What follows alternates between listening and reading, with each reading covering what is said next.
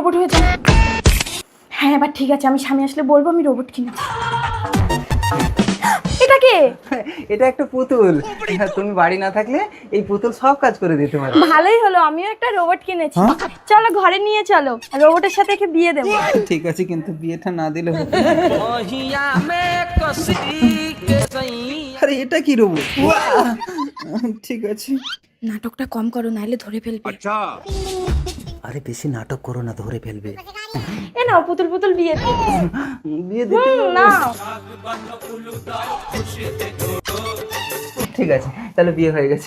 নাও, এরা ফুলসজ্জা করুক, আমরা বেরিয়ে। ওই কিছু